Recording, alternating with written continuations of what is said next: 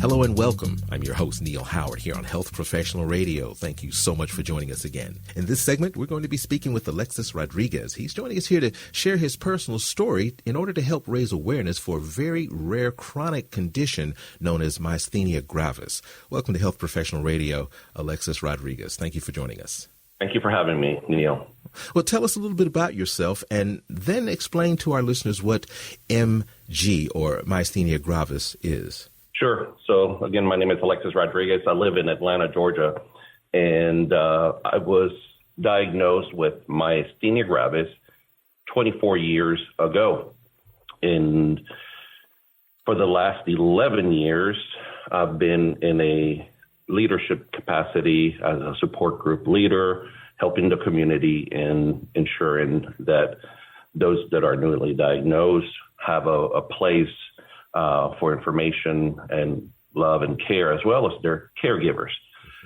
Myasthenia gravis is a autoimmune disease, and it's a neuromuscular condition. So essentially, the communication between the nerves and your muscles is impacted by your own immune system. Your signal that your brain is sending down to your muscle is saying, move your arm, move your legs. But that junction, which is called the acetylcholine receptor, it's what your immune system is basically attacking. Mm-hmm. And therefore, that signal doesn't go all the way through. You have fatigue, and the muscle just kind of relaxes and it won't move.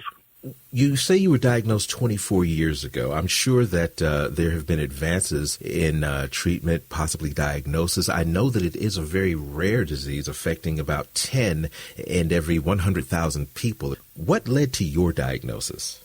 So it all started with double vision and droopy eyelids for me, basically what we call ocular myasthenia gravis. I went to a ophthalmologist who said, I cannot diagnose you fully, but what I think you have is myasthenia gravis. And I wrote it on a piece of paper, and of course, never seen those words before. Mm-hmm. He did say you should go to a neuro-ophthalmologist or a neurologist. I went the neuro-ophthalmologist route, and after a plethora of testing, I was diagnosed officially with myasthenia gravis. Were there any difficulties being diagnosed? You said a plethora of testing. Why was there so much testing needed? Because it is a very rare disease, most doctors are not aware of it. It's the reality. And they, I guess, had to do blood work, of course, plus CT scans. I even had MRIs of my brain. I mean, there was every acronym that you can think of, I had one of them. You really feel like a guinea pig at some points because they're just trying to test to eliminate till they did one last test, which is called a tensilon test. They don't do it a lot anymore, but essentially it's a intravenous medication, and all of your symptoms completely go away, disappear, and you're like, oh my gosh, you cured me. Mm-hmm. But the reality is it only lasts less than a minute.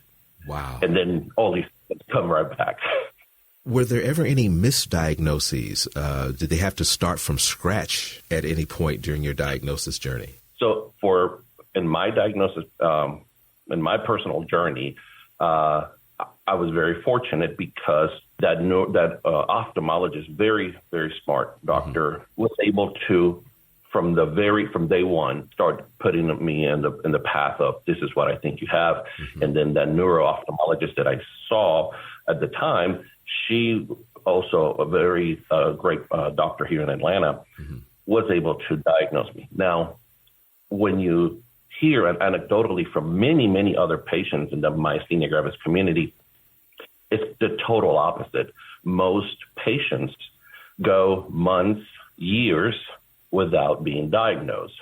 The reason they're different, and this is not the right medical wording, but there are different levels or different types of myasthenia gravis. You can be acetylcholine receptor positive. You can be MuSK. You can be seronegative. You can be LR3P4, and there's a couple others. Mm-hmm. So those that fall in those different categories have a much harder time being diagnosed. I put myself on the easy category, which is the acetylcholine receptor positive, and my blood work came positive. But the reality is, because it's such a rare disease, that's not the one they're looking for. Wow. They're looking for other that are similar diseases, like MS and lupus and some of the others. But myasthenia gravis is it's hard to diagnose. Let's talk a bit about your treatment options. How challenging is it for you and for those that you advocate for in getting the proper treatment once they've been properly diagnosed? Neil, in order to understand that, you have to have a little bit of the history behind myasthenia gravis. And here are some realities. Over 60 years ago, or over the last 60 to 70 years, we've only had one approved FDA medication treatment specifically for myasthenia gravis. All the other treatments that we have been using, not this one in particular, are what we call black label. They're meant for somebody or for a different disease. They just happen to help or work for people with myasthenia gravis. So it wasn't until 2017 that the second medication finally came out. And then a few years later, medication number 3. If you think about treatments in many other diseases, they have dozens of treatments or medications to treat those conditions. We are on number 3 and now finally number 4. So finally, the pharmaceutical communities are paying attention to this group, this community, and working really hard to bring us up to have additional treatments and options.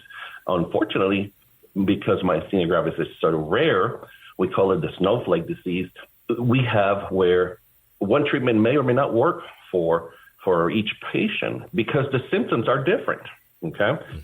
So finally, we're moving the needle forward. It's very encouraging that we have now several other treatments that are become available, and that we have a little bit of a better hope on having all these available to us.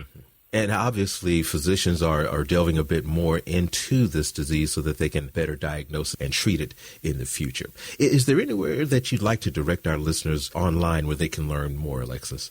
There are several resources that are available where you can learn about myasthenia gravis. One partner that has put a lot of work for us is ucb.usa.com. There's information there that you can learn more about myasthenia gravis, and there are resources that are available. There are support groups that are available, and that's what's important, that the myasthenia gravis community understands that they're not alone. There are people like me. There are many other support group leaders all over the United States that are working hard to provide these resources and knowledge and tips and tricks on how to live your life, have a better quality of life, understand what kind of treatments are available, and understand that they are not in this black hole all by themselves. It's been a pleasure speaking with you. Once again, learn more at www.ucb-usa.com. Alexis, I appreciate your time this morning. Lots of great information, and I'm wishing you the best with your advocacy work and with everything that you do. Thanks so much for joining us today. Thank you so much, Neil, for the opportunity. Have a great day. You as well. You've been listening to Health Professional Radio. I'm your host, Neil Howard, in conversation with Alexis Rodriguez. Audio copies of this program are available at hpr.fm and healthprofessionalradio.com.au. You can also subscribe to the podcast on iTunes. Listen in, download at SoundCloud, and be sure and subscribe to our YouTube channel at youtube.com, Health Professional Radio.